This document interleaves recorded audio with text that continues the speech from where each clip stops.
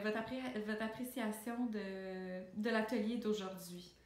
Ah, c'est un cadeau qu'on a reçu, l'appui des producteurs, qu'on ait 50 personnes dans un atelier pour comment comprendre des méthodes de travail pour aller dans un silo. Aussi une démonstration que pour les détecteurs de gaz, puis nous, ça fait 7 ans qu'on en utilise, puis que c'est vraiment pas compliqué.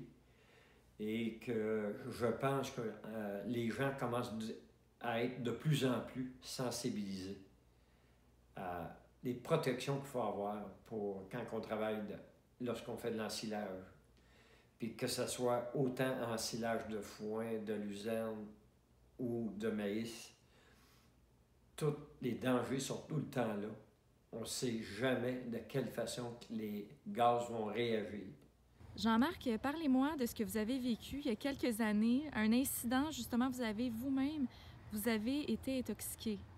J'ai inhalé des gaz, puis ça l'a brûlé. Puis j'ai eu des extinctions de voix qui ont suivi. Aujourd'hui, je vis avec ça. Oui, ça a changé votre voix, vous dites Oui. même. Puis dans les jours qui ont suivi, comment vous vous êtes senti? Je toussais fréquemment, c'était irrité. J'ai pas été bien intoxiqué, j'ai juste inhalé une fois, moi. Mm-hmm. OK. Et puis, justement, pour faire une suite, oui, dites-moi un peu les circonstances. Comment justement, vous avez été intoxiqué? C'est quoi que vous faisiez? Alors, je travaillais à ce moment-là, c'était un silo hermétique qui se vidait par en dessous. Puis, l'ensilage était pris. J'étais en train de défaire l'ensilage pour la sortir de là. Puis, j'avais ouvert la porte, puis j'étais directement dans les gaz.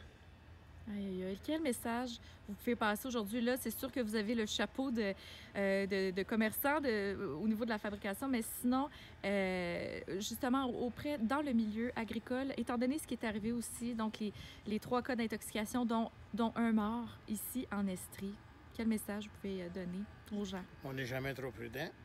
Il est arrivé des accidents. Et il va en arriver encore. Donc, pour prévoir ça, il y a des moyens.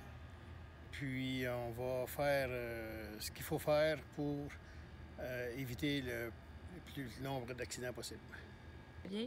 Tommy, vous avez décidé aujourd'hui, donc vous êtes le premier et le seul producteur qui a décidé de procéder à l'achat d'un équipement. Donc, expliquez-moi, qu'est-ce qui vous a motivé à faire ça aujourd'hui?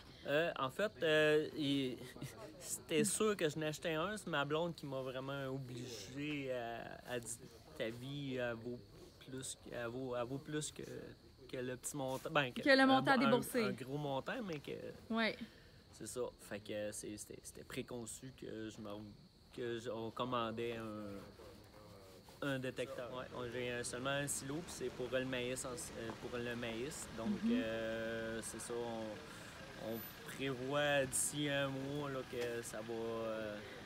Que ça va être le temps, là. Oui, c'est ça, pour rentrer dans la période où là, ça va être important de faire la détection. C'est ça. Il s'agit d'une opération différente qui peut faire toute la différence, qui fait que un silo pas rempli, puis que tu décides de monter, puis que ce qui fait que le gaz, si la porte n'est pas ouverte, le gaz monte en haut, puis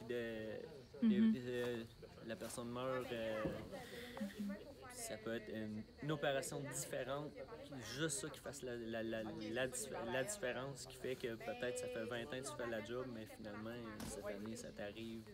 Au moins, on va avoir la sécurité avant de monter, de savoir qu'est-ce qu'il y en est. C'est vrai.